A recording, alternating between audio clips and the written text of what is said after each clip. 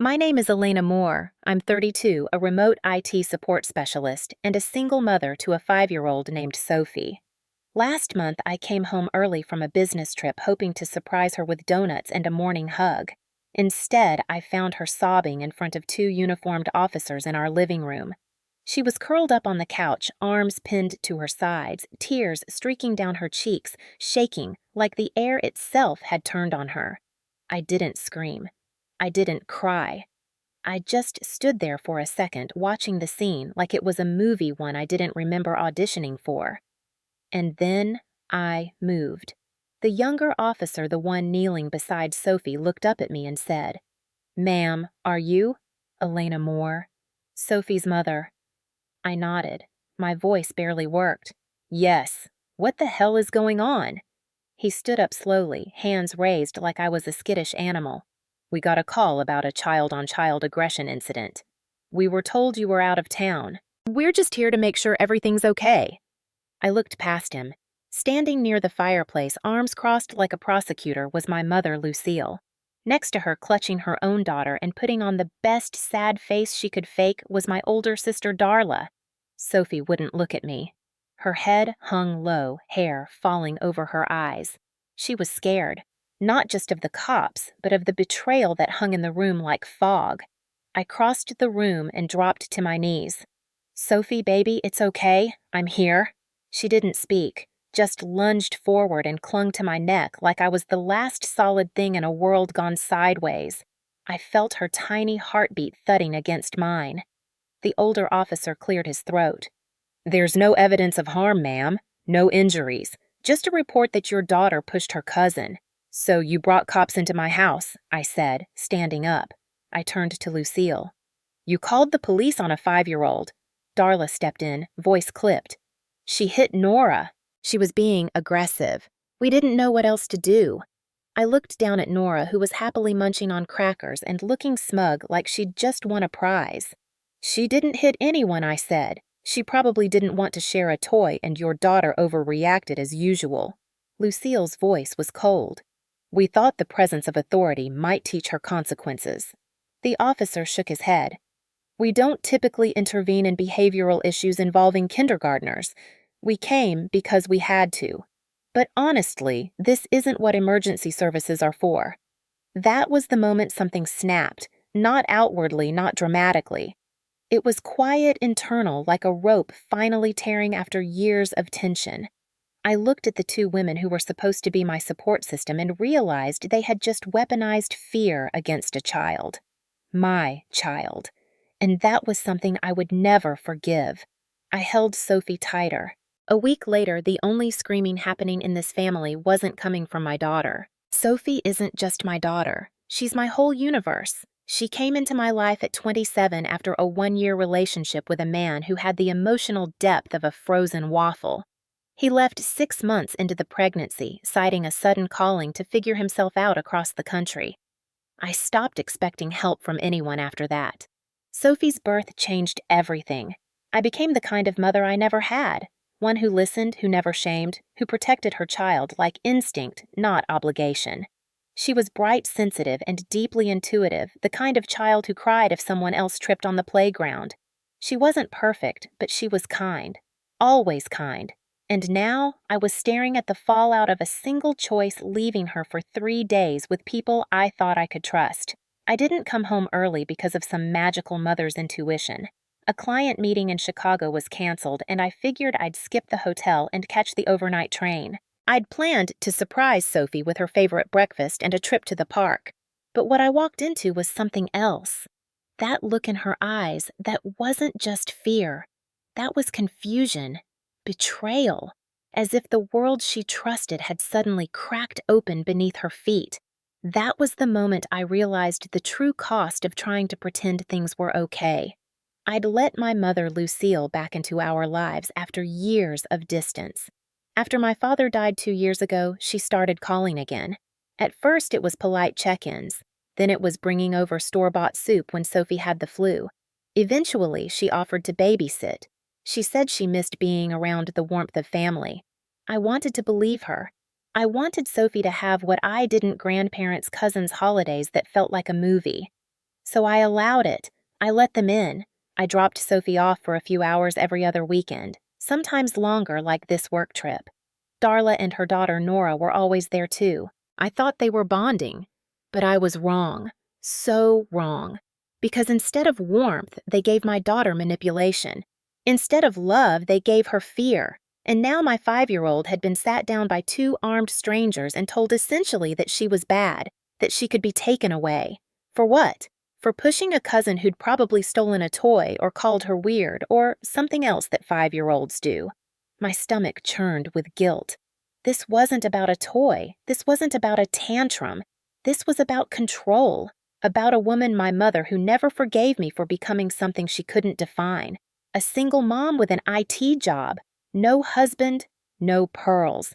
No need for her approval. I thought giving her access to Sophie would fix that. I thought she might soften. I was wrong. And now the cost wasn't mine alone. Sophie paid for it with her tears, her trust, her sleep. That night, she refused to be alone, even for a second. She followed me from room to room. Wouldn't sleep unless I was right beside her. When I asked why she whispered, I thought they were taking me away because I didn't share. That's when I realized.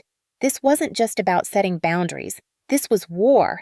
Silent, manipulative, and aimed directly at the person I loved most. They thought they'd scare her straight. Instead, they activated something in me that doesn't back down. I wasn't going to scream. I was going to dismantle everything they built piece by piece. Lucille Moore was the kind of mother who never raised her voice but somehow made silence feel like a weapon. Growing up, her rules were clear. Don't embarrass the family, don't cry in public, and above all, don't make her look bad. She never hit us. That would have required effort. Instead, she froze us out when we misstepped. The punishment wasn't loud, it was cold. It was shame delivered with surgical precision. My sister Darla absorbed it like gospel. She became the golden child, the echo of our mother in a younger, perkier package. Perfect grades, pastel dresses, ballet recitals with stage smiles. She learned early that being loved meant being agreeable. I, on the other hand, was allergic to conformity. I questioned things. I cried too easily. I hated being told how to feel. I remember being 12 and coming home from school in tears after a friend moved away. My mother didn't ask what happened. She just said, "Control your emotions. You're not 5. That was Lucille's parenting style discipline disguised as dignity. When my father was still alive, he was a warm shadow, kind, gentle, and entirely deferential to her. He'd wink at me behind her back when she was especially cruel, as if to say, "I see you." But he never intervened, never stood between me and her glare. After he died, Lucille hardened. Whatever sliver of softness she had disappeared with his last breath. The only person who could disarm her was gone, and what remained was pure control. When I got pregnant at 27, unmarried and unapologetic, Lucille didn't speak to me for 8 months. She sent a single card when Sophie was born, blank inside. No message, no warmth. Just a card. I didn't plan to let her in again, but grief has a strange way of distorting judgment. When Sophie turned 3 and Lucille started calling again, offering to help to bake to connect, I convinced myself she was trying. Maybe Sophie would bring out something in her that I never could. I thought kids had that effect. I thought grandmothers softened with time. What I failed to realize was this. Lucille didn't want a relationship. She wanted a project, a legacy, a controllable child she could mold into something acceptable. Darla's daughter Nora fit that mold perfectly. Quiet, obedient, always dressed like a catalog child. Nora never questioned rules. She asked for permission to breathe. And Lucille adored her. Sophie, though Sophie had fire. She laughed too loud, hated bows, and once told Darla she didn't like how she smelled. Unfiltered, honest, real. And that made her a threat. A wild card in a family built on image. I should have seen it sooner. The signs were there. The subtle comments from Lucille about Sophie being a handful. The passive-aggressive gifts books about manners dolls that looked like Nora.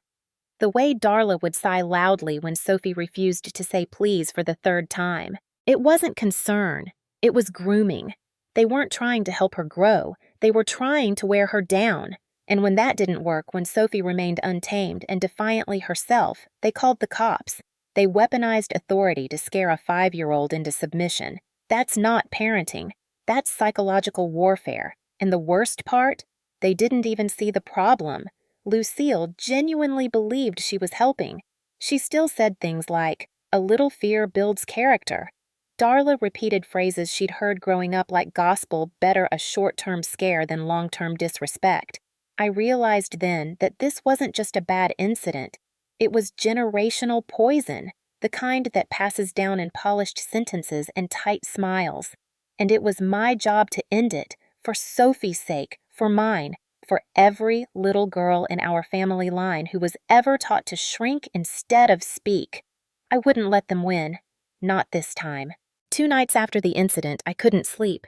Sophie had finally drifted off her head on my chest, one tiny hand tangled in my hair, like she was afraid I'd disappear again. I laid there, staring at the ceiling, replaying everything.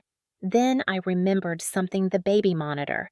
I'd left it at Lucille's, a high-end model with cloud sync. I logged in on my phone. What I found made my blood run cold. The night before the police were called, there was a video clip saved under a flagged alert movement and raised voices. I pressed play. There was Sophie sitting on the playmat with her favorite stuffed fox. Nora came over, tried to take it. Sophie said no. Calmly. Nora pulled harder. Sophie pushed her away, not violently, just a reflexive shove. Lucille's voice entered the frame like a thunderclap. "Sophie, that is not how we behave." Sophie said something I couldn't hear, but it made Darla gasp. Then Lucille said, "If you don't learn respect, there will be consequences. The police take little girls who can't behave." Darla chimed in, "Maybe we should call them Mom. Let her see what happens when she's out of control." Then Lucille replied, dead calm, "Maybe we should." And they laughed. They laughed. My hands trembled as I watched Sophie's face fall. Her entire little body folded in on itself. She wasn't just scared, she was humiliated. At 5, that clip wasn't parenting. It was theater. It was control by fear, staged cruelty under the guise of discipline. And the worst part was they didn't expect me to ever see it. They'd gotten comfortable. They thought I was too tired, too grateful for the help, too willing to bend. The next morning, I downloaded the footage, labeled it, and backed it up 3 times. Then I blocked Lucille and Darla on every channel, calls, texts, socials. I didn't send a message. I didn't need to. Silence would be louder. By noon, Darla messaged from a new number. "We need to talk. Nora's upset. She misses Sophie." I didn't reply. That evening, I canceled 3 automatic payments. 1 to Lucille's utility account, 1 to Darla's car loan, 1 to a prepaid medical fund I'd set up when Lucille claimed she couldn't afford her prescriptions. For years, I had been the fixer, the quiet wallet, the emotional buffer. Not anymore. On day 3, I got a call from Sophie's school. The director wanted to schedule a check-in. My stomach sank. At the office, she slid a folder across the desk, an anonymous tip emailed to the school board. It said Sophie had escalating aggression issues, referenced a police incident, and questioned whether she was safe around other children. There was even a blurry screenshot of the officer in our living room. No names, no return address. But I didn't need one. I knew exactly who sent it. Darla. I looked the director in the eye. My daughter is not aggressive. She's 5. She refused to give up her toy. Her cousin didn't like that. My family called the cops to scare her. The director said she understood, but I could tell something had already shifted. That night, I found myself watching that baby monitor clip again. Not to punish myself, but to remind myself exactly what I was dealing with. This wasn't family drama. This was a campaign, a coordinated attempt to isolate shame and control. And it wasn't just about Sophie. It was about me, about putting me back in my place. Because I had stepped outside the family mold, because I had succeeded without their help, because I dared to raise a daughter who didn't shrink under pressure. They thought the cops would scare her. They had no idea what it did to me. I wasn't scared. I was done, and the next phase wouldn't be quiet. The next time I looked Lucille in the eye, it wasn't in a living room. It was across a mediation table. A lawyer I found through a single mom's support group had helped me file a petition emergency family court citing psychological harm and manipulation. I brought everything: the baby monitor footage, the transcript, the screenshots of Darla's email to the school board. Yes, we traced the IP, and yes, it matched her work laptop. I didn't want a war, but I wasn't going to let my daughter be turned into collateral damage in someone else's power game. They didn't expect that. Lucille showed up to court in Pearl's full makeup, lips pursed like she was above the process. Darla came dressed like a kindergarten teacher on picture day. They smiled, nodded, claimed it was all a misunderstanding, that they only ever wanted what was best for Sophie. I sat silently, letting my lawyer speak. The judge was a woman in her 50s with tired eyes and zero patience. When she saw the footage, when she heard Lucille say, "Maybe the police should take her," she didn't ask a single question. She turned to them and said, "If that's your idea of discipline, I question your understanding of child development." They stammered, tried to defend it. The judge raised a hand. "Stop. This isn't a debate. This is a child. You used fear as leverage, and now you're shocked at the consequences." I sat still, hands folded. I didn't cry. I didn't flinch. I was done playing the emotional daughter. I was Sophie's shield now. After the hearing, I walked out of the building feeling like I had been holding my breath for years. But the aftermath hit fast. The same day, I received an email from a parent at Sophie's school. She'd heard about the police thing and wanted to know if her daughter was safe around mine. There was no malice, just ignorance. I answered honestly. "My daughter is safe. It's the people who tried to silence her you should be worried about." The next morning, I was called into a meeting with the preschool director. She was polite but firm. Some parents had concerns. They were considering moving their kids. I asked her one question. "Do you believe my daughter is dangerous?" She shook her head. "No, she's one of the kindest kids here." "Then maybe you should tell them that." I walked out with Sophie's hand in mine. Outside, a group of moms whispered by the swings. I met their eyes. Didn't blink. That weekend, Sophie asked if we could redecorate her room. "I want stars," she said, "and maybe a dragon to guard them." "A nice dragon?" I asked. "Yeah, one that scares away the bad guys." I bought the decals that afternoon. Glow-in-the-dark constellations, a giant green dragon for her wall, a fortress for a child who deserved to feel safe again. That night, after she fell asleep, I stared at her ceiling. The stars glowed faintly, and I realized I wasn't just fighting Lucille or Darla. I was fighting something older, a legacy of silence, of smiling through cruelty, of letting family mean forgiveness without accountability. That ended with me. No more secrets. No more appeasement. The next week, I filed for full custody with restricted access. I attached a notarized statement I no longer consent to unsupervised contact between my daughter and any family member who attempts to discipline her through fear, shame, or manipulation. I wasn't just setting a boundary, I was drawing a battle line, and for the first time in a long time, I didn't feel afraid. I felt ready. 3 days after the court hearing, I got a call from an unfamiliar number. I let it ring twice before picking up. "Elena Moore," the voice asked. Male, hesitant, vaguely familiar. Speaking. "It's Jason, Sophie's dad." I didn't respond, just waited. "Your mom reached out to me," he continued. "She said there's been issues, that Sophie might be in danger." I nearly dropped the phone. Danger from who, me? I didn't say that he rushed. She made it sound like maybe Sophie's in a chaotic environment, that maybe she'd be better off with me for a while. I laughed. Not a bitter laugh, a stunned one. Jason hadn't seen Sophie since she was 2. He sent irregular child support missed birthdays and never once asked for a video call. Now suddenly, he was the knight in shining armor Jason. I said, "What exactly did she tell you? That there was a police incident? That Sophie's school is concerned? That maybe you're overwhelmed?" I could feel my heart pounding. Not from fear, from rage. "Let me be clear," I said, voice flat. A 5-year-old pushed her cousin during a playdate. My mother and sister called the police to scare her. Then they emailed the school pretending she was violent. The only person Sophie needs protection from is the family you're suddenly taking calls from. Silence. Then I didn't know it was like that. You would have if you ever showed up, I snapped. But you didn't. And now that the people who tried to break her can't get to me, they're sending you in as backup. Unbelievable. He tried to backpedal, talking about wanting to reconnect, about needing to know what was going on. I stopped him. If you really care, get consistent. Start small.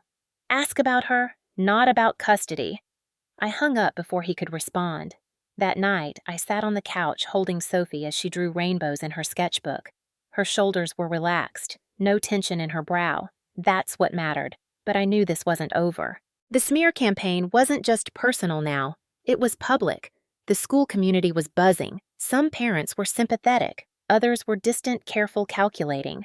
I could feel their eyes when I dropped Sophie off. That same week, someone left a flyer on my doorstep. Anonymous. A parenting article printed from the internet titled Signs of Emotional Neglect in Children, highlighted in pink. I stood there holding the paper and laughed. They wanted me to feel ashamed, isolated, like I was unstable. But here's the thing about being gaslit for most of your childhood: you learn to recognize the flame. The whispers, the anonymous emails, the concern trolling it was all noise, designed to confuse me, designed to make me doubt what I knew was true. But I had the truth. In screenshots, in court documents, in the steady beat of Sophie's breathing when she slept soundly for the first time in weeks. I forwarded everything to my lawyer. In case they escalate, I said, document it all. And I started calling the shots. I met with the preschool director again this time with a formal request. Only pre-approved contacts can pick up Sophie. No grandmother, no aunt, no exceptions. She nodded. Would you like that in writing? Yes, I said. I want everything in writing now. Because the line had been crossed, and I was done being reactive. I was done waiting for the next hit. This wasn't just about defending Sophie anymore. It was about reclaiming our narrative before someone else rewrote it for us. I stopped waiting for peace. I started building it. The day after I updated Sophie's school records, I sat down and wrote a formal cease and desist letter, not the kind you find on Google in half fill. This one came straight from my attorney. Addressed to Lucille and Darla, it outlined the following: cease all contact with me and my daughter. Cease all communication with Sophie's school, and cease any dissemination of false or misleading information about our family. Any violation would be considered harassment. We had legal grounds, we had documentation, and for the first time, we had power. A week later, I received confirmation that the letter had been delivered. The next morning, the silence was deafening. No emails, no texts, no fake wellness checks. It was like they had vanished, at least on the surface. That Friday, I filed an online request for a restraining order. The application was cold, bureaucratic, and beautifully efficient. I attached the baby monitor footage, the emails, the screenshot of the school flyer, the conversation with Jason. I listed Lucille and Darla as named individuals. Within 5 business days, a hearing was scheduled. But I wasn't done. I sent a private message to Sophie's teacher. No drama, just clarity. Please don't allow any unapproved visitors to approach Sophie at school. We've had some family issues. I'll be handling pickups exclusively. Her reply was immediate. Of course. Sophie is safe here. We'll support you however we can. I felt my shoulders loosen. Slightly. That weekend, Sophie and I redecorated her room again. She picked out glow-in-the-dark stars and a giant pink dragon sticker. He protects the rainbow, she said proudly. From who, I asked. She paused. The scary people who pretend to be nice. My throat tightened. He'll do a great job, I whispered. Sunday night, I opened a new savings account. Just my name. I transferred every remaining cent from the joint account I had foolishly let Lucille help me open years ago. I closed the old one, canceled her access. That same day, I updated my will. No guardianship rights for anyone in my family. In case something ever happened to me, Sophie would go to my best friend Amanda, not blood. I wasn't leaving anything to chance. Monday morning, I filed a request to formally amend Sophie's emergency contact list. Deleted Lucille. Deleted Darla. Left only my name, Amanda's, and my lawyer's number. By midweek, word had spread. The moms who once whispered behind their reusable coffee cups now smiled a little too brightly. Some offered pitying looks, others offered nothing at all. But one mom, Jenna, a nurse, walked up to me after drop-off. "Hey," she said, "just so you know, my daughter said Sophie helped her when she fell during recess." She didn't cry. Sophie just held her hand until she got up. I blinked. "Thank you for telling me." "You're doing great," she added, voice low. "We see it." That was the first time I felt seen in weeks. Not judged, not questioned, just understood. At the end of that day, I picked up Sophie early and took her out for ice cream. She picked vanilla with rainbow sprinkles. I picked salted caramel.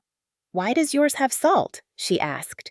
"Because sometimes grown-ups need the sweet to come with a little strength," I said. She grinned, like dragon ice cream. "Exactly." I tucked her hair behind her ear. "You're safe now, Sophie. No one's going to scare you again." And I meant it, because the version of me they had messed with, she was gone. The fixer, the appeaser, the one who tried to keep the peace by sacrificing herself. In her place was someone new, sharper, calmer, unapologetic. I didn't scream when the police showed up. I didn't scream when they tried to ruin my daughter's name. I acted, and now I was rewriting the rules. One signature, one form, one truth at a time. The day the restraining orders were officially granted, I didn't celebrate with champagne. I took Sophie to the bookstore. She picked out a hardcover picture book about dragons and castles. I picked out nothing. I just watched her flip through the pages, the weight of months finally starting to lift from both our shoulders. But the silence from Lucille and Darla didn't last long. When legal paperwork lands on the doorstep of people used to control, they panic. First came the texts. "I can't believe you'd stoop this low," Lucille wrote. "You humiliated your own mother." I didn't respond. Then Darla tried a different angle. "Mom's not well. She's devastated. She can't sleep. You've ruined everything." I still didn't respond. A week later, Darla was officially placed on administrative leave from her preschool job. A formal complaint had been filed, supported by documentation that she had shared private information about a minor with the school under false pretenses. An internal investigation began. 2 weeks after that, she was terminated. Not for the email itself, but for the dishonesty and the breach of ethical protocol. Word spread quickly in her community. Suddenly, the polished, perfect teacher mom was the woman who sicked the cops on a kindergartner. Meanwhile, Lucille faced a different kind of fallout. Her utility bills piled up. The medical account she'd relied on for copays vanished. I'd stopped the payments cold, and she couldn't figure out how to get them reinstated, because for the first time, she was just a woman with bills and no one to manipulate into paying them. I heard from Amanda, who ran into her at the grocery store. She looked deflated, she said, like someone who finally realized the rules changed and no one told her. Good. Let her feel what it's like when control slips away. Let her taste powerlessness, not as punishment, as clarity. I didn't want revenge. I wanted boundaries. And now, finally, they were in place. But the real consequence wasn't financial or professional. It was social. The narrative had turned. The same neighbors and extended family who once saw Lucille as dignified and Darla as composed were now avoiding them, whispering, asking questions. Some reached out to me directly. One cousin I hadn't spoken to in years sent a message I had no idea it got that bad. "I'm so sorry. If there's anything you need." I thanked her and moved on. I wasn't interested in pity. I wasn't interested in explanations. I had spent my entire life absorbing everyone else's guilt and masking their abuse in civility. Not anymore. Sophie thrived in the quiet. She started sleeping through the night. She laughed louder. Drew more. Her dragons multiplied. Each one more colorful than the last. "This one has purple wings," she told me. "She protects dreams." I nodded. Perfect. Every dream deserves a protector. Lucille tried one last move. A handwritten letter. 3 pages. No apology, just justification. "You misunderstood our intentions. We only wanted what's best. We were trying to teach her structure." I burned it. Not in anger. In closure. They wanted a child who would bend. I had raised a child who would roar, and now they would live with that. Quietly. From a distance. With no access. No influence. No say. That was their consequence. Real, irreversible distance. It took about 2 months before the dust truly settled. The restraining orders held. The school community moved on. The whispers faded. The silence, once so sharp and unfamiliar, became normal. Peaceful, even. Sophie flourished in it. Her laughter came easier, her drawings bolder. She started making little signs for her room taped to the door in crayon. No mean people allowed and dragon sleeping. Be nice. I didn't correct her spelling. I just smiled. Her world was rebuilding one paper sign at a time. I started rebuilding mine, too. I cut back my hours at work for a while, spent more time being present. We took early morning walks. We baked cookies with too much sugar. I taught her how to set up her own Zoom call so she could chat with Amanda's daughter. Small things, but they mattered, for both of us. One evening, as we folded laundry together, Sophie looked up at me and asked, "Do I still have a grandma?" I paused, not because I didn't know what to say, but because I didn't want to lie. "Yes," I said, "but she's not someone we see anymore. Not because you did anything wrong, but because sometimes even family can hurt us. And when they don't stop, we have to keep ourselves safe." She nodded slowly. "Like the dragon. Exactly like the dragon." She thought about it for a moment, then said, "I'm glad you picked me." I blinked. "What do you mean? You picked me over them," she whispered. "You picked me." I wrapped her in my arms, heart clenching. "I'll always pick you, every time." That was the moment I knew I had made the right choice, not just in cutting ties, but in standing firm, in proving to both of us that love doesn't have to be loud or performative or wrapped in guilt. It just has to be real and protective. I realized something else, too. For years, I thought keeping the peace meant keeping people happy, that being the bigger person meant absorbing everything. But real peace isn't silent suffering. It's boundaries. It's clarity. It's saying no more and meaning it. And it's not something you owe anyone. It's something you build for yourself and for the people you love. I stopped checking Lucille's Facebook, stopped wondering how Darla was managing without a car. It wasn't my job to care anymore. They had their choices. I had mine. And my choice was Sophie. Our tiny apartment became a fortress. Not because we locked the world out, but because we let in only what mattered. Kindness, laughter, honesty. Sophie's birthday came, and for the first time, we didn't invite a single family member. Just friends. Amanda. Neighbors. Sophie's teacher who brought cupcakes and a hand-drawn card. Sophie opened her presents slowly, thoughtfully. Her favorite was a plush dragon with a little golden crown. "He's the king," she said. "He protects everyone else." I watched her fall asleep that night, dragon tucked under her arm. Her breathing was steady. No more midnight wake-ups, no more nightmares. Just peace. Real, earned peace. I sat by her door for a while after she drifted off. Not because I was afraid anymore, but because I finally felt safe, too. For the first time in my life, I had drawn a line and stood by it. And on the other side of that line, I found my worth. Not as a daughter, not as a sister, but as a mother who chose differently, who chose her child, and that was enough.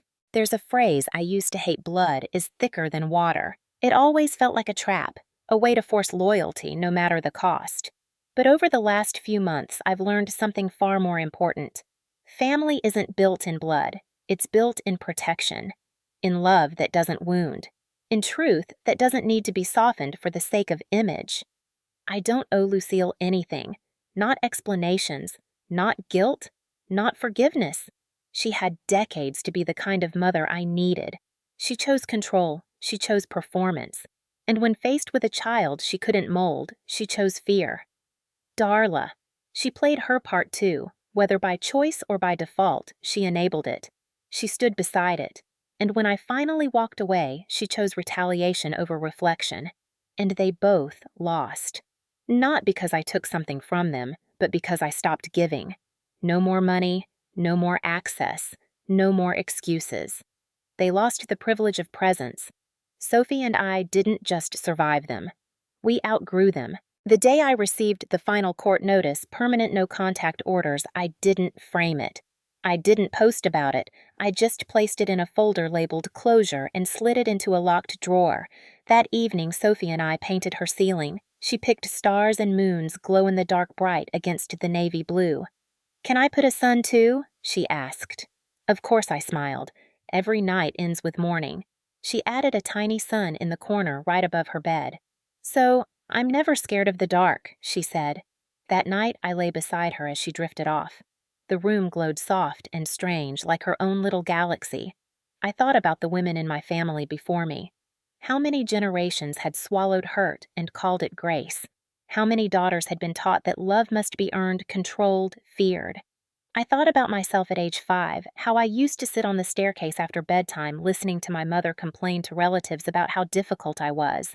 And I thought about Sophie, who will never, ever hear me speak about her like that, who will grow up knowing that love does not require silence, that boundaries are not betrayal, that protection can be soft and fierce and never conditional. This isn't just a parenting story. It's a breaking point, a reckoning, a message to every woman who was taught that keeping the peace meant breaking herself. You don't have to set yourself on fire to keep your family warm. You can say no.